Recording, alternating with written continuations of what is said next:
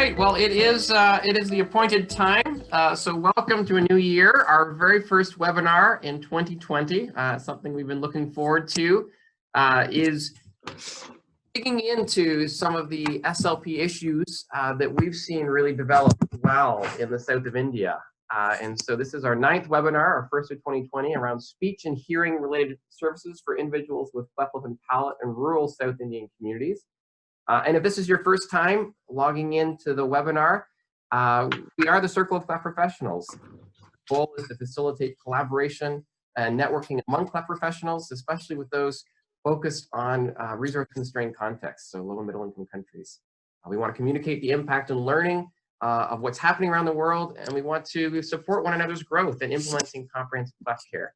And obviously, in many of the countries with which Transforming Faces and others are familiar, SLP is one of the main initial steps towards comprehensive cleft care that we see. So it's great to have a focus on that this morning. So today, we'll do a quick update on where we are with the Circle of Cleft Professionals, or COCP. We do have our presenters, whom I'll introduce in a second, from Chennai. And then, as always, our goal is to have 20, 25, 30 minutes of presentation on particular topics, and then leave a good half hour for questions and discussion. And so it's lovely. If you do have your webcam activated, we'll have a chance to ask questions, or you can type them in, and we'll have to make sure that a chance either for our presenters or others on the call to chime in and share what they're learning or what their perspectives are on some of these key issues that we raised today. So we will be wrapped up in about 1 hour.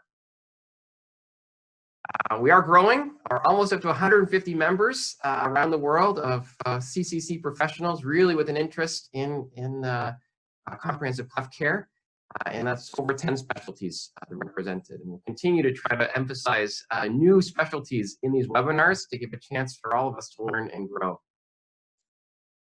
A quick shout out to our charity supporters, Smile Train, Cleft in the UK, Transforming Faces, Operation Smile, Fundación Gans in Santiago, Chile, Project Terrar in both UK and Ethiopia, Deutsche Cleft Pindehilfe in the south of Germany, as well as AVMSS in India. And then last month we heard from Gareth Davies and the European Cleft Organizations. So those are who's helping this come together every month. Without further ado, our 9th webinar, it's about, as I mentioned, speech hearing related services for individuals with CLP in rural South India, both the impact of community engagement and their real focus on inclusion of technology in making CLP access services accessible for those living far from a major city like Chennai. So we have Professor Roopa Nagarajan and Dr. Subramaniyan, or Suraj. Both of them work at the Sri Ramachandra Institute of Higher Education and Research. It's a deemed university in Chennai, India. And they've really been focusing on this, well, at least since 2006, in seeing how that care that Ramachandra really specializes in for patients with SLP could be extended, especially to those in rural areas. So I'm delighted to have them on board. They're great friends and have contributed much research to our understanding of what CLP care can look beyond urban centers. So without further ado, we'll pass the baton, thanks to my colleague Courtney here, we'll pass the baton over to Chennai, and we'd love to hear more of what you're learning.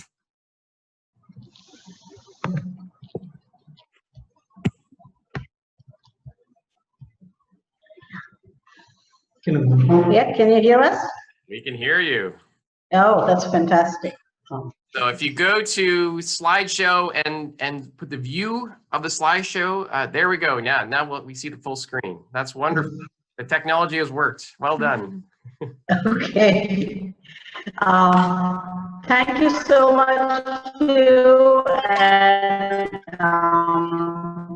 thank you, Suraj and I, to be able to share some of the work and exchange ideas with all of you. So today we're going to talk predominantly about our rural community in which we have been providing services for children and adults with CLP. And really, we wanted to focus on some of the lessons we have learned from community engagement and the inclusion of technology. So basically, this is the outline. I'll start with the background and talk about community engagement. And Suraj will then continue with the infusion of technology and looking at some outcomes before we will wind up with a summary and leave lots of time for questions. Our Cleft program started in 2000 as a Smile Train Partner Center. And at that time, we had this dynamic, and we still have this dynamic surgeon, Jyotsna Murthy, who kept telling us to figure out a way to provide speech services for children with cleft lip and palate. But our real challenge was that nobody ever lived near our hospital. They all lived in rural communities. And the parents and the children and even our own team couldn't figure out how in a hospital we could provide a service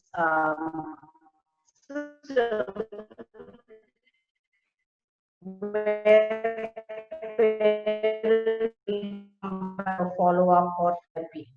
And we are in a big city, but 80% of our patients live in rural populations, at least 100 kilometers away from us.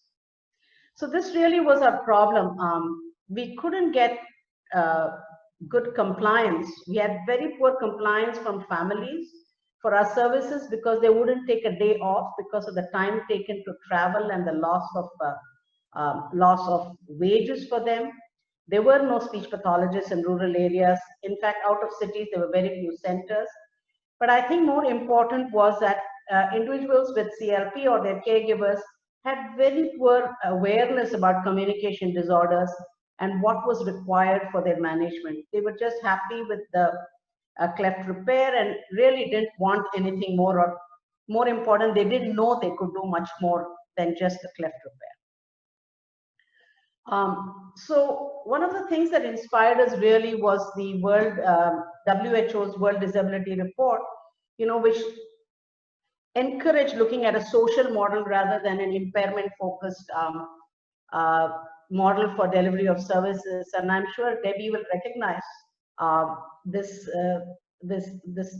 diagram, this figure that we have from a chapter we shared. And we really looked at this to show that in order to be more accessible to people, we really had to reach out to people who were non-professionals or were community-based workers and have a broader focus, on communication rather than very specifically on speech and language.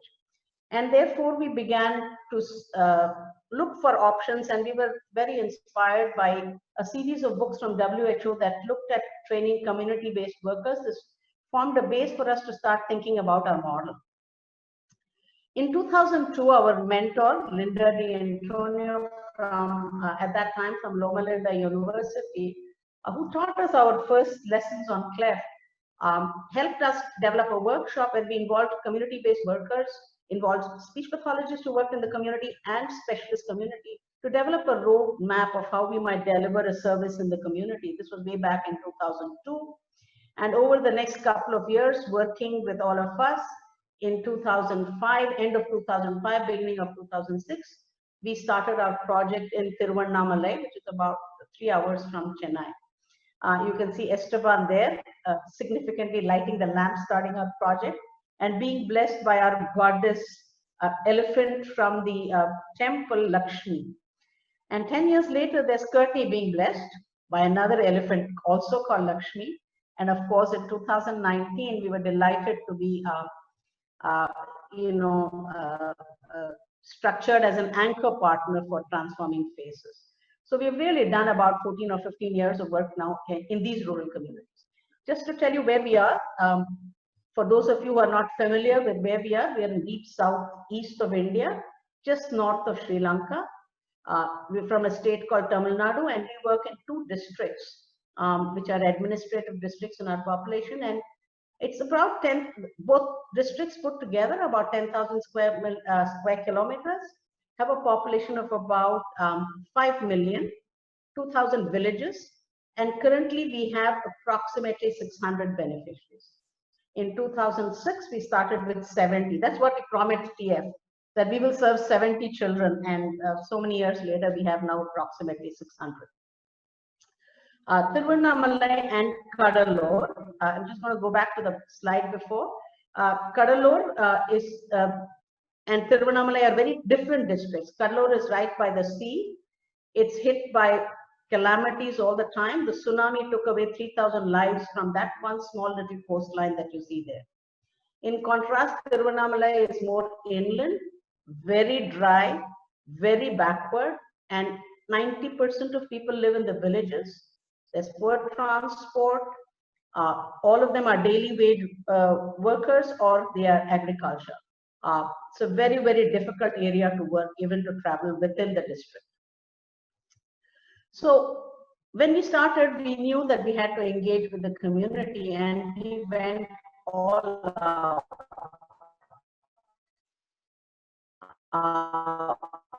One community we wanted to work in, because at request from the community was to start some work in the community. We began to work in Tiruvannamalai, 2012. One of the problems in handling cleft lip and palate in India is that it's not a notified condition, meaning that if a health worker sees a child with cleft, they do not necessarily have to report it to the government. If they do, the health department takes care of the child for surgery, and then the child is not transferred to rehabilitation. And cleft lip and palate is not considered a disability in the Indian government, and therefore they are neither seen by the rehab workers. So our real problem was to bridge this gap, and therefore we went out talking and providing orientation to anybody who was on cleft lip and palate, the impact of it, the need for early surgery, and the need to look at speech and what can be done with reference to speech, etc. So we've actually talked to anybody: health workers, school teachers, village workers, community workers, administrators. We have spoken to everybody. The important link we realized very quickly was that we needed to work through the government, because they had the greatest access to people on the field. So we worked with the local government wherever that was possible, and through a network of NGOs. These non-governmental agencies were absolutely amazing, because they really work with deafness or blindness or cognitive disabilities, but they made available their space to us. They made available their rooms, they made available their workers, and that made it possible for us to have hundreds and hundreds of camps where we could go and do our work. The real focus of our engagement was twofold. The first one was the need for us to work in a particular community, and the community could have been just a part of the community. We've had camps almost every other week, and this needs assessment really informed us about what are the kind of services that needed to be expanded in our area. Starting from just identification, we went to a triage, we went to speech assessment, dental treatment, and go on. Now we are working on preventive dentistry, we are working on hearing. So this needs assessment gave us the cues to what we need to do next. But I think more important for us, we learned the maths with engaged groups, talking with parents on how do we ever structure or provide services for their kids, and their involvement in these projects have been fantastic. So the needs assessment really helped us figure out how could we plan logistics. And talking with our parents, we really realized that caregivers were very much aware that their children needed more than just surgery. They needed speech, dental, hearing work. But all of them wanted their children to speak well. That we knew. They wanted them to go to school, get married, etc. But one of their biggest challenges, and they repeated this again and again, is they wanted that service provided in their community. They wanted it close to them. Because it wasn't making sense for them 3 hours to our hospital.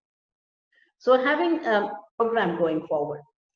I'm going to ask Suraj to talk a little bit about our technology now before we come back. Yeah. So in the first 6-7 years of project, what happened was our community engagement give us a lot of way into the district, and we were able to capitalize on what we wanted, and we were able to identify the patients and the needs. But what happened was, as we were working in the district, there was a need created to know how will we handle the database effectively. So our first step in involving technology, using technology, was, can we have a software or a database tool which can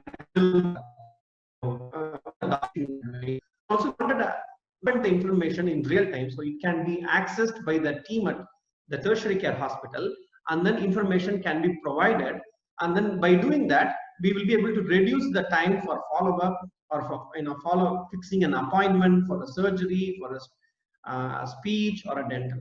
So we started with that, and then we developed a database management system which also gave us an opportunity to log information from the hospital side and also from the community side. So this gave us an idea of how powerful technology is, and we realized that as we were doing it, the expansion of mobile technology opened our doors to think about how can we use this for implementing clinical services. So this all started in 2012, and what was happening before was we were doing monthly camps, and the patient could be seen for the camp maybe after 2 months, 3 months, 4 months. In between, if there is a change, we were never able to meet. And we thought that why cannot we implement the use of mobile technology in bridging this gap or make an immediate effort. So we started using technology because the mobile penetration in the villages were increasing. So we were identifying spots where we can do speech consultation. And then slowly now, in the last 2 years, as the bandwidth is also steadily increasing, identifying spots where part of our intervention module. So we have developed a program on how this can be implemented and followed up. A small research project is going on in evaluating the effectiveness of this teletherapy module. The results will be published in this year end.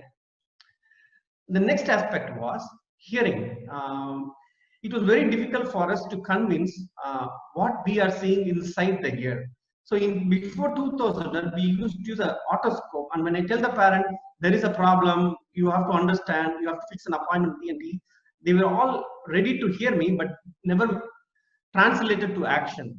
But in 2012, we started using a video otoscopy where not only the clinician can see, the parent was able to see what is happening inside the ear, because for them everything was related to mouth, and what is happening to the palate is closed, everything is closed. They were not able to associate the problem with ear care and hearing related issues. So we were able to break through that part of the thing with the help of technology. And the next aspect is, in initial stages, our equipments were bulky, completely reliant on electrical or power supply in the field, and the data could not be transferred, and basic instrumentation were using.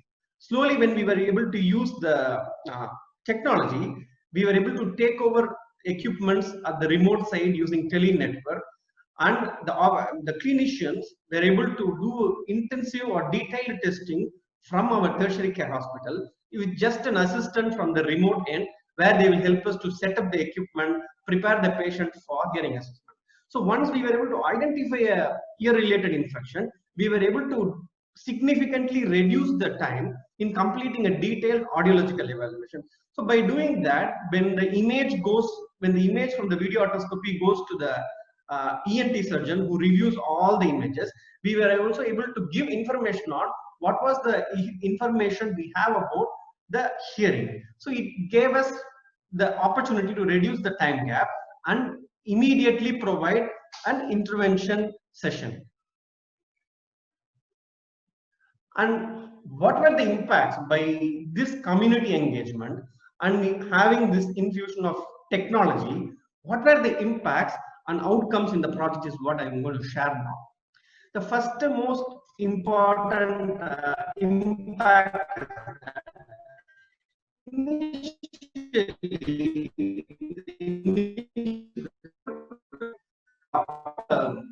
about 30, 25 unrepaired.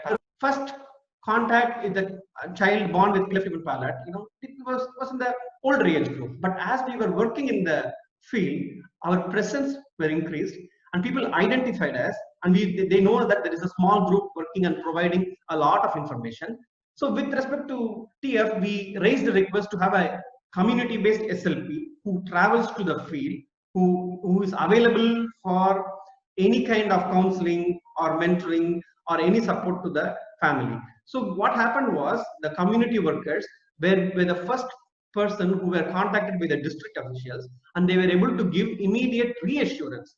And the reassurance, reinforced by their visit to the camp during the next month. And when they met the SLP, it again reassured and reduced the time gap for surgery. So it has happened now. If a patient is identified within the next week, we are able to fix a stage, blood and all of the count were normal. We were able to fix an appointment for surgery and all of that. So that is a big advantage. And what came out of this was a parental counseling program. So we were able to identify groups of parents, share information, how their experience was, and used them as messengers to come, share their experience with the new parents. So they gave us an opportunity to evolve parental counseling programs where the parents, the community worker, and the speech language pathologist discuss and give options, reassurance for the family. So the next thing which came out of it, our aim was to provide speech intervention there. We were able to do that. We were able to identify and train a small group of community-based workers with the training and with SLP supervision. They were able to provide speech correction program at the communities. So in the community, we were able to do an identification program with the use of resources in the community, and with the help of the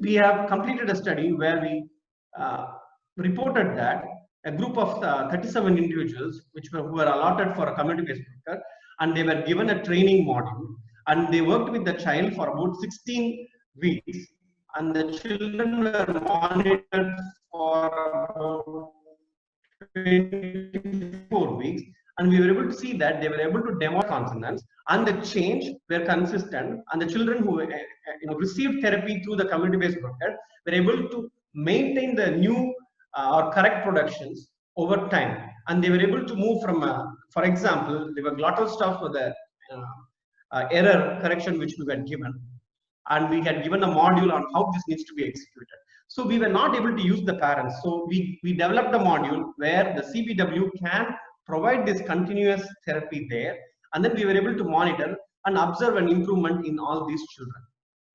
So the next aspect was oral hygiene. We were able to identify patients, provide speech, but we were repeatedly failing on implementing a successful hearing program, which is important for a quality patient. So in the initial stages, we were not able to get through to provide an intensive program, care, and a follow-up. So we came up with an idea of using technology and providing a training for the workers who can carry out basic screening procedures. So this is the image where community worker goes and uses the device and captures image, and immediately it is getting transferred. SLP reviews the image portal, and it is reviewed. We were able to identify a plan for 129 individuals. You can also see that the last to follow up is still 34%, but from nowhere we were able to follow up so many children, whether they are normal, whether they need a medical intervention, and we also have many children who have completed ear surgeries. So from this specific aspect of hearing and involving using technology, we learned that in engaging the human resources and technology was a very good option. And we still face a lot of challenges of bandwidth and internet penetration, but we have identified spots where these activities can be carried out. But there is still a challenge of follow and all this is coming when we ask them to come for hospital, there is still a loss to follow. Next, by providing speech and hearing and care, all of these all services in the community, what happened was there was a good response from the school, and we were able to reduce significant absence from school, and we were able to communicate with the school on what is required and what is the support required. And now we have children coming out of school during the school days, come and attend the camp and go back to school. So this gives a good rapport with the community, the school, the SLP and the family. So we are able to overcome this logistic issue. And then to do all of this, what happened was we were able to develop a module for networking. The CBR workers know what the district, the stakeholders in the district, and they also receive training, whether it is for identification of cleft lip and palate, whether it is to provide speech correction program, whether it is to talk about dental hygiene, talk about oral hygiene, and then also use of technology. So there is an independent module is developed for all these training programs. All the materials are developed in local languages, and we use it for different levels of programs. So these are all the materials which we have developed over time. And this has also helped us to do small researches and then come up with material which can be used for improvement. What you are seeing, one is previous webinar when Kate Crowley was talking. This is a material which was shared with them as a storybook which has T as a target sound, P as a target sound, and then K as a target sound. This can be used for training during the therapy sessions. So this was all possible because we had received a lot of mentoring and support from the international experts and colleagues. At different phases, we have taken their inputs, and then we have made sure that we are implementing it, and then report the success challenges in many international conferences. And more so, we share it with the exclusive Transforming Phases partner team. Let it be the Thailand team or the team from Africa. We got several opportunities to share, and this also showed us one learning from Thailand team was how to raise funds. That gave us an idea to go out, get community funding for small activities. So that has a lot of rich experience. And our strength is that there's a constant support from Transforming Phases to continue all of these activities, and a fantastic team at the tertiary care hospital where this can be implemented. We do have a lot of support from the government and the non-governmental organization. Because of them, we are able to successfully implement all of these activities. And there are a lot of challenges with respect, whenever there is administrative or political changes, we will have to change the entire system. We will have to change the system with respect to regional dynamics. What model worked in our district A, Kadalur, is not the model which we are using in another district. So we have learned that the same model and same ideas cannot be implemented everywhere. There is a problem of retention of trained workers. People may leave, so we will have to keep training them. And then, this model may not be acceptable by all stakeholders and environment. So we have learned that. So looking back, this is a fantastic exercises which we did in the last October, where the TF team came and gave a reflection, and we learned. And what you're seeing in the image is the path which we have come. There are ups and downs in our project. We have learned from that. So we have forged a team. We have involved communities, and we have used technology to improve service delivery. And we have built on our success, failures, strength, and weakness. So this could not have been possible with the support of the team at Srihar and the community. And we'd like to thank all the partners who are with us in implementing such a big activity. Thank you. Thank you. Thank you so much, Suraj and Roopa. I think we'll give everyone a second just to collect your thoughts, and I'll turn my video on in a second here. If you do have a question or a comment, please feel free either to indicate through the chat feature or to start my video here, or just raise your hand and you can activate your video and ask directly. But our goal, we still have a good 20 minutes or so, so our goal will be to have a conversation, both for the benefit of those of us on the call, but also for the number of people who will be looking to look on this, the recording later, and learn from what we've said. Are there any questions or comments from the participants? I see Debbie. Go ahead. Oh, we'll just unmute you here, Debbie. Sorry. Okay. Okay. Thank you very much for a really interesting talk and very exciting to see the things you've been doing. I have to say I did have a few broadband issues with just London, so but can I ask Suraj more about the training module for your CBR workers on the actual speech intervention? How long was it? Did you evaluate their knowledge before and after? Was there some way of continuing to see how they were doing? Yeah. So first we developed a module, 4-day module, and then a 4-day module. Right. The 4-day module structured with the first 2 days, giving them an opportunity to introduce the topic of cleft, and then focusing on speech aspect. And then we identified cleft speech samples. They got an opportunity to listen to cleft speech samples. And they also, on the same day, they got opportunity to listen to normal speech samples. We started from as simple as how P sound was produced by a normal person, how T sound is produced by a normal person. And then we showed the same sample, how it is in a child with cleft lip and palate. And then we did not use technical terms as glottal stops, all of that. We described how the error pattern is in the local language. So when they hear a sound and how it is described in the local language, we use the lateral phase diagram, and then we familiarize with where the normal production and articulators for different sound production. And then we say that, is it at the throat level, is it at the mouth level? We gave them very simple cues which they can understand.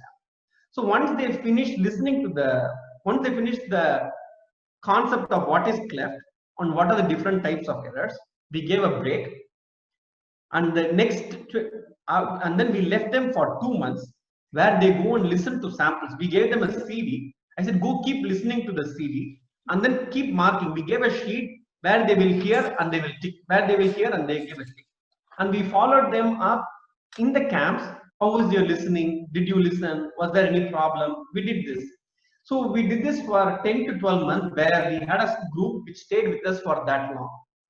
So once they were able to completely identify the error patterns, we recruited them for the therapy part of the program. So we did a pre-assessment for knowledge, and then pre-assessment of whether they were able to identify, whether they are able to differentiate normal and abnormal pattern.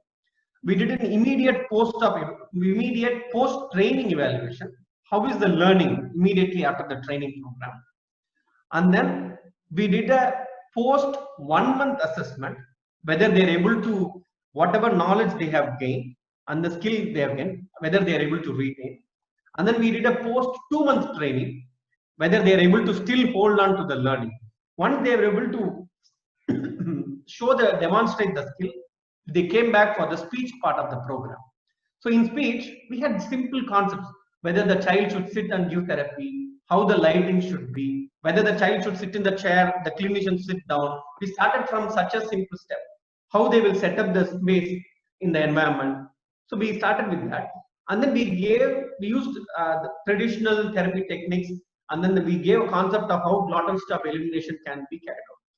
And we had a demonstration program where the therapist gave a demonstration of how this activity are carried out, and we tested their skill in an OSPI kind of a method where we asked them, we gave a normal adult and then we asked them to simulate a glottal stop and show me how you will correct the glottal stop.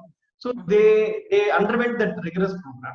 We had an independent SLP come and evaluate the therapy session. So whether they were able to generate a word list, whether they were able to reinforce the child, whether they were able to make a note of how they were progressing. So this was given to them. And then when once they are able to show some kind of consistency there, we gave a child to them to work. This was done after 1 month. When they were working with the child, I was sitting next to them and just observing and making notes. And we evaluated their skill pre-therapy training session and post-therapy training session. Once they are able to demonstrate that they are able to do it, we recruited them for the therapy intervention program, and they work with the child independently for 9 consecutive weeks. This is how the program was structured. That's fascinating. Thank you. Yeah, thank you very much. It's very comprehensive, very interesting. So just to build on that quickly, Suraj, and I do see both Trina and Emmanuel, so we'll get to you in 1 second. For those of us who are not as technically aware, how long basically would it take for you to feel comfortable, for someone to be alongside? So just summarize, how much training and reinforcement would an average community-based worker get before they're sort of proficient to be able to implement the program in general? So we took the cue from our undergraduate program. Even for a undergraduate speech language pathology program, the cleft lip and mouth module is about 36 to 40 hours. So we took the course curriculum hours from there. But the advantage of these community workers, which not our students also get, is that they get monthly camps. And when the monthly camp happens, they get to see the orthodontist, they get to see the speech therapist, they get to see the entire team, and they stand simply next to me and observing what I am doing. So in a day, they will be able to see at least 30 to 40 patients with me. So when they were in the training program, these monthly camps were scheduled and it was happening. So they got exclusive time to observe what is happening. I think when this happened parallel, the learning will be reinforced better, is my suggestion. What do you think? Yeah, I think so. We didn't hurry, with the training program, and we were fairly stringent about who we would take on into our team in terms of delivery of the speech intervention. So we actually had a large number of community workers who would do identification. We had a smaller bunch who would do the speech triage, identify the child's speech was normal or abnormal. And then we had a smaller group that worked predominantly on the intervention. They didn't do much assessment other than do it parallelly with us. We didn't want to give them the assessment aspect, which was the role of the SLP there. But even their intervention was followed up, I think, every 5th session, right? Every 5th session we monitored through tele or audio, or we physically visited to figure out what they were doing. But it's hard to keep people with you, and it's even harder to have somebody go and deliver a therapy session in a child's home where there is a cow outside, there is all kinds of distractions. So it's not at all easy to get the right environment. So one of the lessons we learned really is we take for granted from the hospital that you have these nice rooms where you can provide therapy. But even to teach somebody what is a good place to be able to provide this therapy was a big thing. And our workers used to go at 6 in the morning sometimes before the child goes to school. And interestingly, Suraj just mentioned it in passing. Our parents were unwilling. I always want to do the kind of program, Debbie and Trina and all have been trying to do with reference to parents, Our parents were very clear. Our children will not comply with us. You have to have somebody come in and provide intervention. It's a cultural difference. It's a cultural difference. So it was something that we just had to do. But once one child started improving, the others who came to the camp wanted the therapy, and then I think we would have provided therapy to more than about 100 children by now. Almost 100 children would have received specific speech intervention other than support speech services, other than surgeries and other stuff. But specific speech intervention, more than 100 kids would have got for about at least 12 weeks. Some of them up to 24 weeks, depending on their progress. Thank you. Fascinating. I think there was more to unpack a little bit about the cultural issues and how you learned about that, really from the beginning of your presentation, talking about this needs assessment and a real social approach. But maybe we'll circle back to there because I know there's a lineup. We'll go to Trina and then Emmanuel in Addis after that. Okay. Hi. Thank you, Suraj and Roopa, for a really fascinating presentation. Congratulations on the project. A couple of questions. I'm not quite sure whether all the therapy is provided in the home or is it sometimes in the home and sometimes in the local clinic. That's the first question. The second question was, did you only work on glottal stops or did you train them for different speech, other speech errors? And the final question was, I was interested that you said that different models had to be used in different regions. And I just wondered if you could expand a bit on what was the issue with the model that didn't work in certain regions. So a few questions there, thank you. So, the first question is, we were very flexible where it has to be provided, because some places where we conducted the therapy session at home, some places where this session happened outside the school premises. Both places was difficult because the moment the worker goes and sits with a child, all children come and cover and see what is happening, what is that special thing happening. So we wanted to be a little careful, and then it becomes a noisy environment we are not able to do. At home also we had this issue, but over time we were able to overcome all this problem. But predominantly either it was a house, or it was a common place where the parent and child can meet, or it was a school. This was a three environment where therapy was provided. Sometimes we had some of our workers had some vehicles or something in front of the house. They go and sit inside the vehicle, give therapy, and then come out. That was also an option which was there. The one important thing which I wanted to mention here was how much our worker travels. Our worker from the city main point, they travel about 1 hour closest to the village. And from there, either they walk, sometimes parents come in a cycle, take the community worker to their home, provide therapy and bring them back. So the logistics and time is something which we really worry about. Most of the houses do not even have a mirror. So sometimes we send it with the patient to give a feedback. Sometimes we learn that it is very difficult to work, but we have to learn strategies. And with respect to, we worked for backing within the oral cavity and backing till the level of glottis. These are the two areas which we have worked. And then we have seen that now they were able to not. And the concept like pharyngeal fricatives and other things, they were not able to understand, so we just let us not do that. If there is a very basic fronting error or a backing within the oral cavity or backing till the level of glottis, these are all the error patterns which are taken. With respect to different models of what happened was in Tiruvannamalai is in a district where we worked with the government, and then the government allotted people with whom we can work.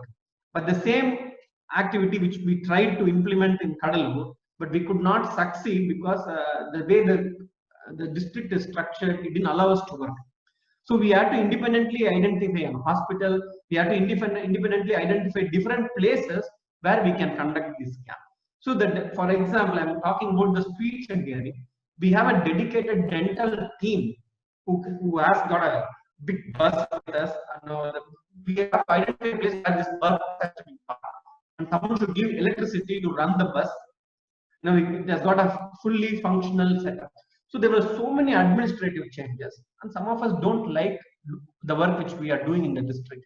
So there was a lot of hatred and all of that. So we have to make peace with all of them, and then work on this model, because we are bringing we are doing something different, and we cannot buy everybody in the district to be a participant or to be a collaborating agent.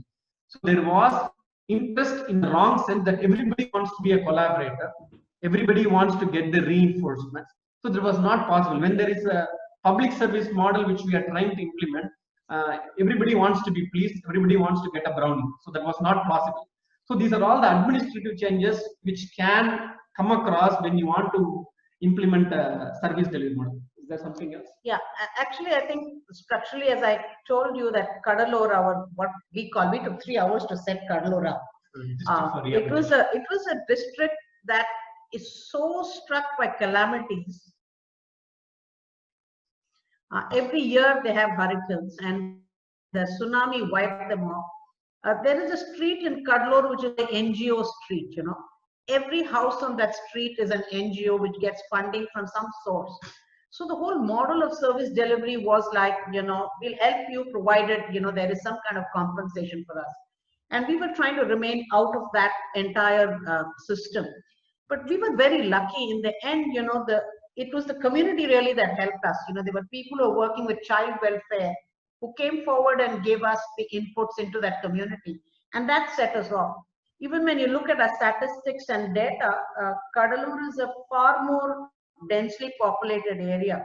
Both the districts, Tiruvannamalai is double the size of Cuddalore, but they have almost the same population. You know, in the last 5 or 8 years we've worked in Cuddalore, we have only about 200 patients from Cuddalore, while we have about 400 from Tiruvannamalai. Of course, we've been there longer. Cuddalore is a little bit more urban, it's got better connectivity, and therefore maybe people get services elsewhere. Yeah. But the models are different. So while our principles have been the same, is to work from bottom up, train, retrain, you know, use new people, we've kind of structured it a little bit differently in how we have delivered. We took much longer to start off at Cuddalore. We thought it would be easier, but it wasn't. But now Cuddalore is our strong point, I think. And we have also learned not only the technical aspects of speech language with inputs from experts from transforming phases, how different financially viable models can be implemented. In Tiruvannamalai district, there will be reimbursement for everybody. So we want to try how much participants can give up on their reimbursement for travel, food, and all of that. So in Cuddalore, when we started, we decided that let us not give two-way travel. We will give one-way travel. Let us cut the food, and that will be the contribution or participation of the patient. We burnt our fingers. They were not ready to do that. But it gave us an idea of trying different things in different regions. So we had started a new district. We again tried that no reimbursement for anybody. The consultants are providing free of cost consultation, and everybody is coming close to the district. But again, there is a challenge of travel and all of that. But so we are trying to identify models in terms of cost effectiveness, and then we are also trying to ration how maximum funding can be utilized for clinical services and not for logistics, facilitating logistics. Thank you. Okay, thank you. Yes, and so I mean, back to Trina's point, it's the primary things you've brought up as being adaptations are really to do with the environment in which your program is being implemented, to do with collaboration, to do with politics, to do with even within a development context, what are the other players doing and remuneration. I mean, this is really important for us to remember. This is not being done in a clinic, sterile environment. You know, these are real life issues that are being dealt with and having to be navigated by the project, which are fascinating. So I really appreciate those insights. I know people who can really resonate with some of these challenges are Project Hurrah Ethiopia, who are trying to implement somewhat of a similar model in regions outside of Addis. So I know they have a question. Please, Emmanuel, what's your question or comment for Suraj and Roopa? Oh, are they? Oh no! It looks like they've frozen. We'll come back to them. Any other questions while we wait for our Ethiopian colleagues to get back online?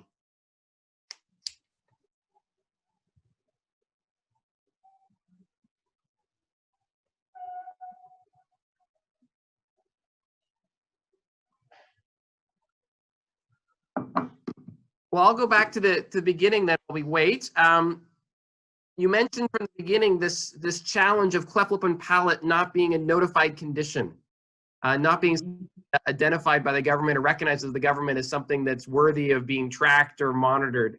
Can you say more about how you address that challenge? That's something we've heard from in a lot of the places in which Transforming Faces works, is this challenge of not having adequate recognition from the government.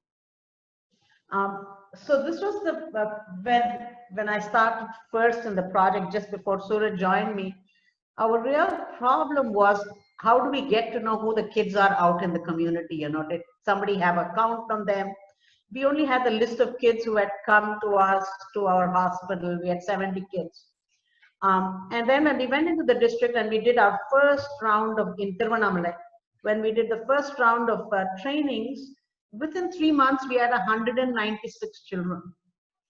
And I kept wondering where these children were coming from and how had we even identified through our workers. So I was looking for a registry. I was looking to see where these kids were being referred through. And it so happened that the person in the district working in rehab on that side, he was a great gentleman, Mr. Nagarajan. He actually had his rehab workers identify these children with cleft, and he had them listed into the rehab registry. And till such time that these children had their surgeries, he provided help from the government. So he had them listed. But what happened then is, when these kids got their surgeries completed, their cleft repair done, the government said, these kids are now okay, they no longer need to be serviced. So the rehab division took all these kids out of this, their list.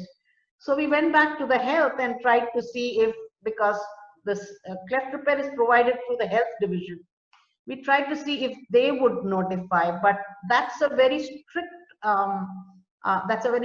list, completely based on what the government notifies. And Government of India does not consider cleft lip and palate as a permanent disability. And they don't see it as something like malaria or smallpox or a health condition that must be reported. So about 5 years ago, through the Indian Cleft Association, we tried to talk to the government about getting it notified, and it didn't work.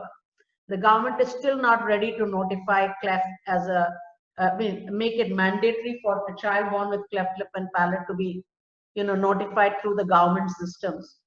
So we bridge the gap between health and rehab, but this is where the children fall through, because they neither are picked up by rehab, neither are they picked up by the health department. And that's why when we work with both health as well as rehab, and we try to bridge that gap there.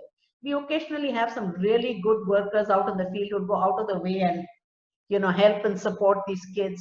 We have NGOs who help us, but I don't see us getting cleft lip and palate on the notified list very soon. I don't see that happening actually.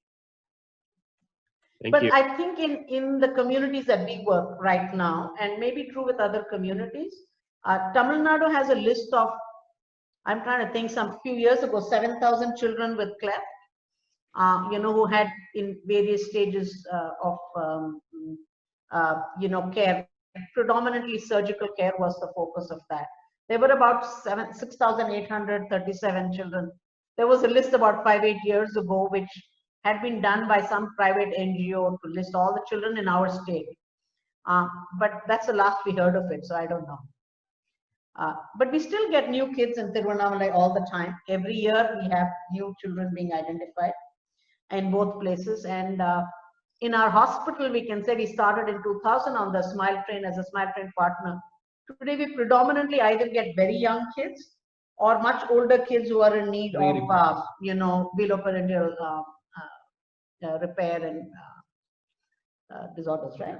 So the only thing which I want to emphasize is we have gone very far with respect to implementing new dental, hearing, speech, intervention. But I have my colleague Akilan who travels maybe once in 2 months or two times in 3-4 months in a quarter, just to go and meet people and talk about cleft lip and palate. And he finds that still many people don't know anything about cleft lip and palate. And once the lip is repaired, they don't even go and look whether palate is operated or not. So they have a mechanism of repairing for older children, repair the palate first and then do the lip later, so that they will come back for surgery. So they do not associate the speech problem with cleft lip and palate. They identify as a cognitive issue and they do not give admission in school, or they do something, isolate these children. So these are all the different information they have. So at least we are able to remove all this information, provide them with all this information. And it is not about aesthetics, it is all about quality of life which we are trying to improve, because government believes that once the lip and palate is corrected, dental all comes in aesthetics. It's not aesthetic, it is the quality of life. So we are trying to re-establish that quality of life and how multidisciplinary team. None of them knew that there is a dentistry, pediatric dentistry. None of them knew that ENT has a role to play. None of them know that there is a speech language pathologist who can. For them, surgery, once surgery is done, that's the end. Actually, I joke to Suraj oftentimes saying that our children in the community get speech, dental, pediatric dentistry, hearing, and surgical care much more than any child who comes to our hospital, In our hospital, we can't get all these services on one plate. So I think our kids in the community are doing really good. That's great. A wonderful observation. And I think that ties right back to your observations off the beginning, Professor Roopa. When you listen to the community, what came back was not just the aesthetic problem, but this idea of really wanting their children to go along, to speak well, to be able to participate fully in the home, in the community, to get married, to get a job. And I mean, when you have that as your motivating feature, you've been working throughout these last many years in trying to figure out how to make sure these children are fully included. And obviously, the SLP interventions have been such a critical factor in seeing these patients go forward. And now you're seeing them getting married. I mean, we have the privilege of getting your reports of children married, going on, We had our first, one of the earliest kids we saw with Cleft in 2006 come back married with a baby. So it was just so fantastic she brought a baby back. But one of the first lessons I learned about community engagement, I think in 2006, just as a fun project, we had so many children and adults getting surgery in our hospital. So we went for a couple of months, we spoke to every parent, and we asked them, what do you think about your child's speech, And we listened to the child's speech, and at least 80% of the children in our assessment, had speech that was not normal. 80% of our parents said there's no real problem with the speech. So they didn't even recognize, that speech was not okay. So we probed a little bit further, to figure out why were they saying this. This was very early in our project.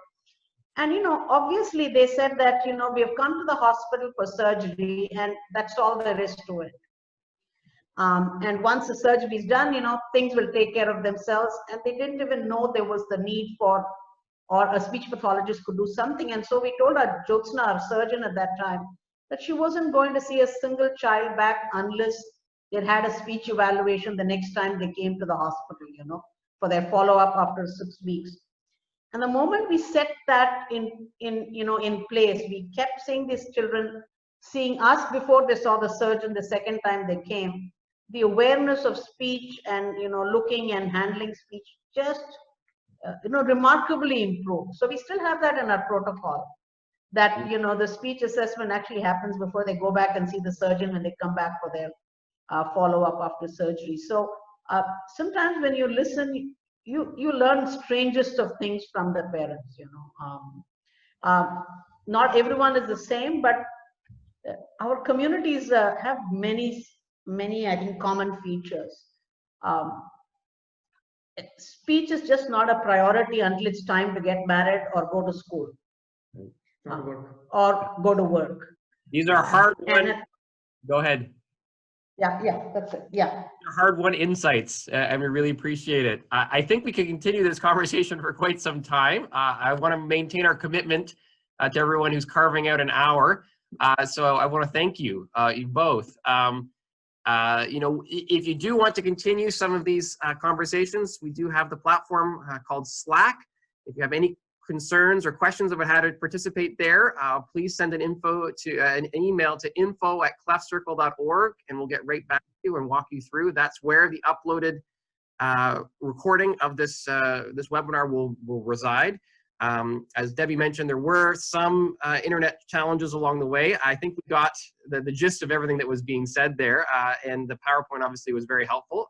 So there will be a chance to continue this conversation. And coming up next, so please do, if you have other questions or comments, there is so much learning that's happened out of South India, and particularly driven by Sri Ramachandra and Professor Roopa and Dr. Suraj. There's lots more to talk about. Looking ahead, in February, we do have a webinar booked with Global Smile Foundation.